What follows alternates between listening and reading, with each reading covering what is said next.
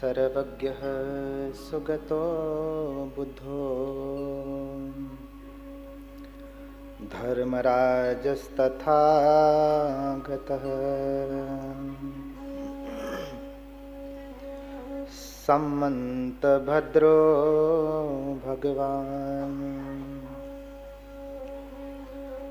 मार्जिनो कजिज्जितः षड्भिज्ञो दश बलो अद्वैतवादी विनायकः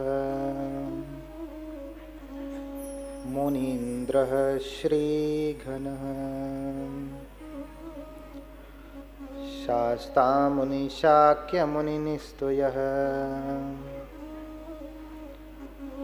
सह शाक्यसिंहः सर्वार्थसिद्धः सौधोदनिश्वसः गौतम इर्वाक्वबन्धुस्व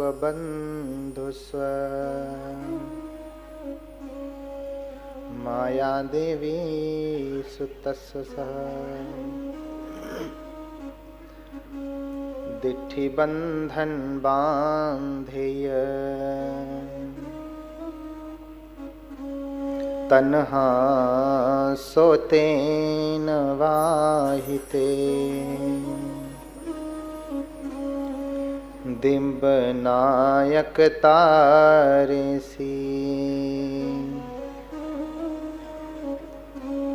भगवन्तस्य ते नमो साधु साधु साधु।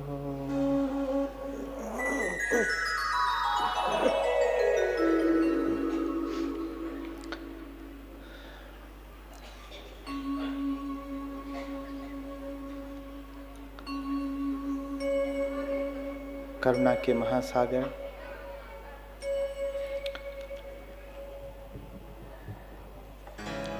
लोक गुरु भगवान अरहत सम्यक संबुद्ध, इनके कमलवत चरणों में कोटि कोटि नमन करता हूँ।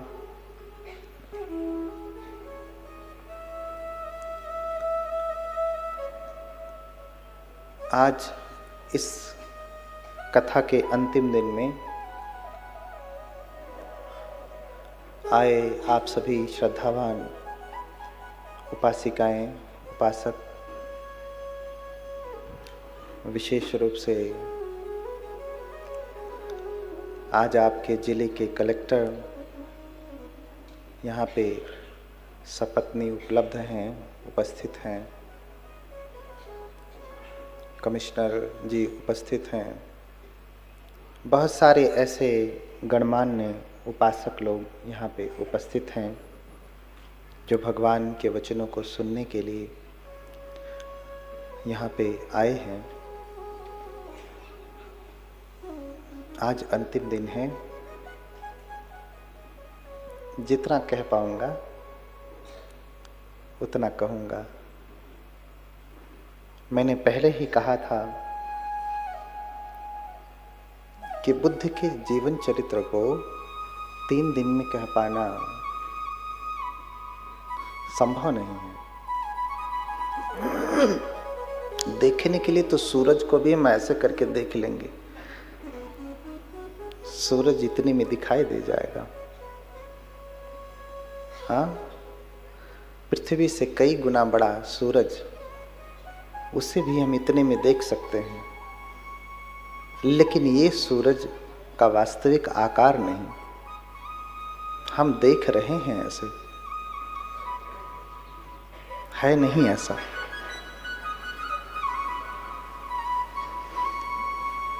तो आज हमने कल सुना कि सिद्धार्थ गौतम तप कर रहे हैं, कठोर तप कर रहे हैं। इतना तप कि जितना तप आज तक किसी ने नहीं किया। तप इतना कठोर है कि शरीर सूख गया, मात्र अस्थियां ही बची हैं।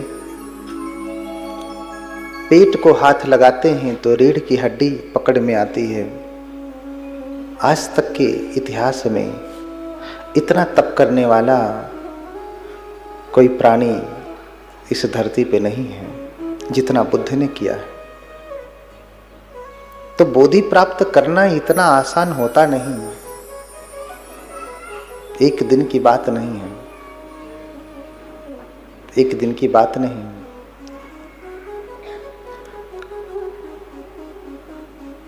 सुजाता के दिए हुए खीर को 49 कवल बना करके वो खा जाते हैं और पूर्वाभिमुख होकर के बैठते हैं, क्योंकि पूर्व के बुद्ध भी पूरब की ओर मुख करके बैठते हैं, इसलिए ये भी बैठते हैं और कठोर तप करते हैं। प्रतिज्ञा लेते हैं, इह आसने शुष्यतु में शरीरम त्वगस्थि मनसं विलयं च यातु अप्राप्य बोधिं बहुकल्प दुर्लभा न ह्यासनात् गात्रमिदं चलिष्यति। जब तक मुझे बोधि प्राप्त न हो जाए, जो बहुत कल्पों तक दुर्लभ है, मैं इस स्थान से हिलूंगा नहीं। इसका इको कम नहीं हो रहा, गूंज रही है आवाज, बहुत साफ साफ हो।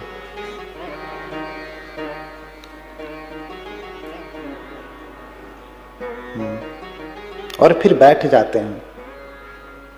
मैंने कहा कि 49 दिन का भोजन था,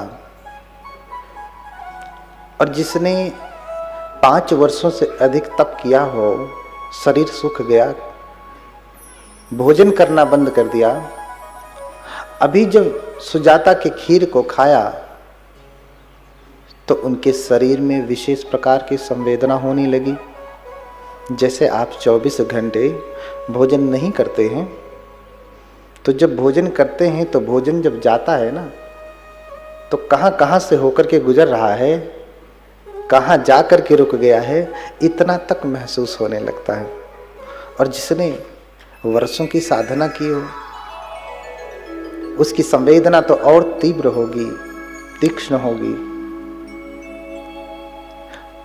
तो साधना के लिए तो बहुत साधना की, लेकिन अभी उनका ध्यान अपने शरीर पे ही चला गया। नाना प्रकार की संवेदनाएं हो रही हैं, और फिर उन्हीं संवेदनाओं को देखते देखते देखते उदय व्यय का अनुभव किया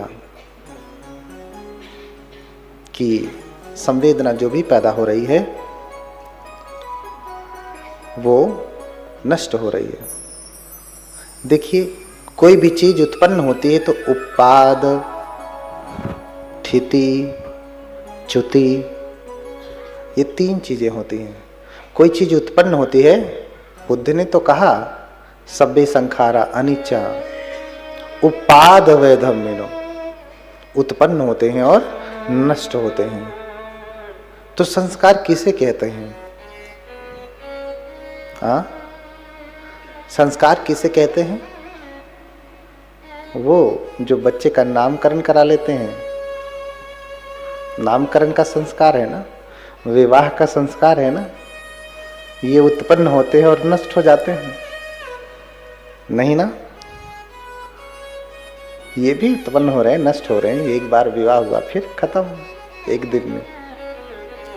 लेकिन संस्कार जिसे भगवान कह रहे हैं, हमारे कुशल और अकुशल कर्मों की छाप जो हमारे मन पे पड़ती है ना, उसे संस्कार कहते हैं। कुशल अकुशल कर्मों की संस्कार की छाप जो हमारे मन पे पड़ती है, उसे संस्कार कहते हैं। जब भी हम कुछ करते हैं, कुशल या फिर अकुशल, अगर न्यूट्रल होगा तो उसकी छाप नहीं पड़ती है, न्यूट्रल हो नहीं सकता। जब तक हमारे भीतर राग है, द्वेष है और मोह है, तब तक हमारा कोई भी कृत्य कुशल अकुशल के परे नहीं हो सकता, दोनों के बीच में ही रहेगा, या तो कुशल या फिर अकुशल। अरहत हो जाएंगे तो क्रिया चित्त हो जाता है, फिर जो आप कर्म करते हैं उसका संस्कार नहीं बनता है, ना तो उसका फल होता है। इसलिए बुद्ध जो कर रहे हैं, करते हैं, वो क्रिया चित्त हो जाता है। उसका कोई न अच्छा फल है न बुरा फल है। उनकी करुणा से सभी लोग लाभान्वित होते हैं। तो साधना करने लगे।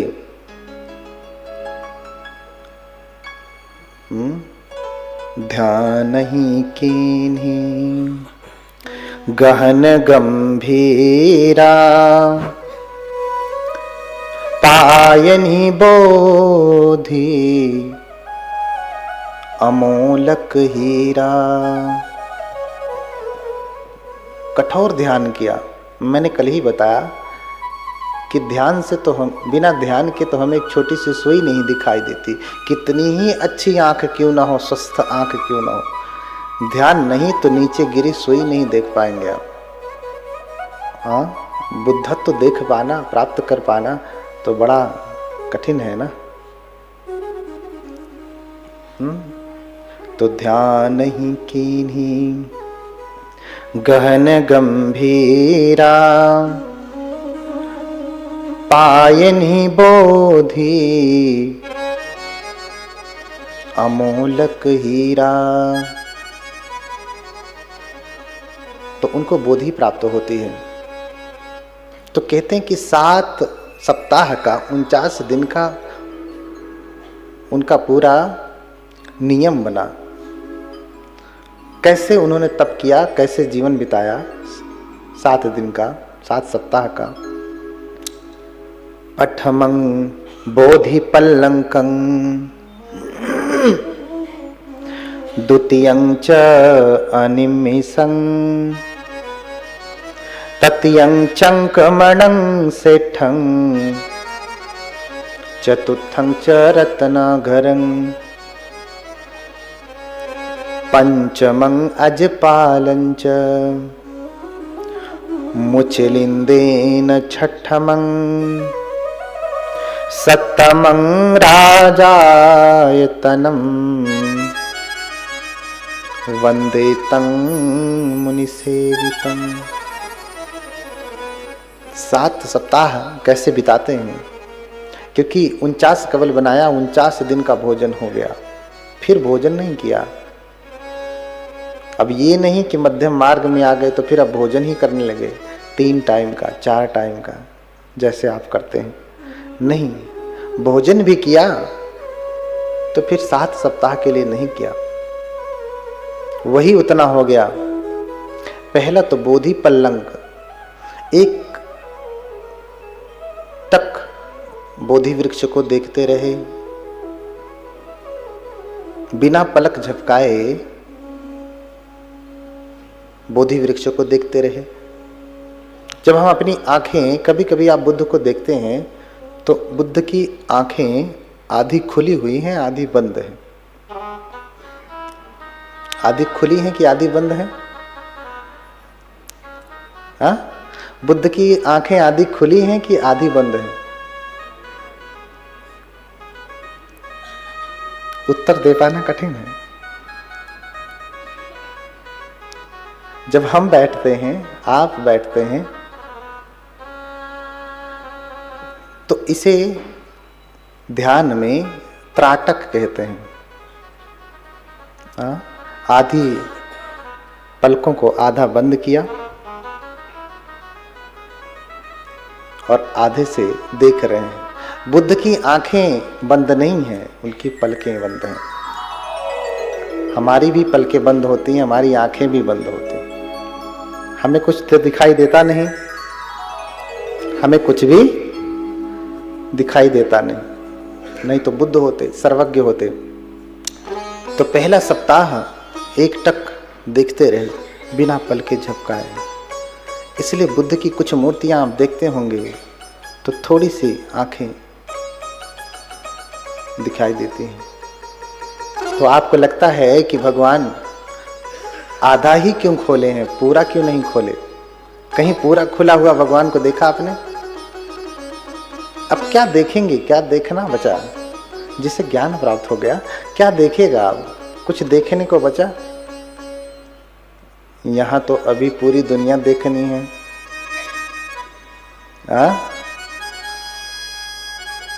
उम्र हो गई 50 की फिर भी होश नहीं।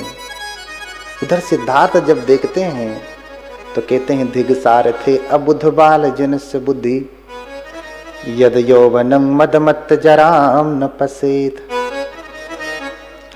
अरे अज्ञानी लोगों को धिक्कार है जो जवानी की मस्ती में बुढ़ापे को नहीं देखते। लेकिन इधर बात और भी गंभीर है। बुढ़ापा चल चुका है तो भी अभी मस्ती चढ़ी हुई है। जवान को तो मस्ती समझ में आती है, उम्र बढ़ने के बाद भी मस्ती जाती नहीं। बाल सफेद होने लगे तो डाई लगाने लगा, अभी तो मैं जवान हूं।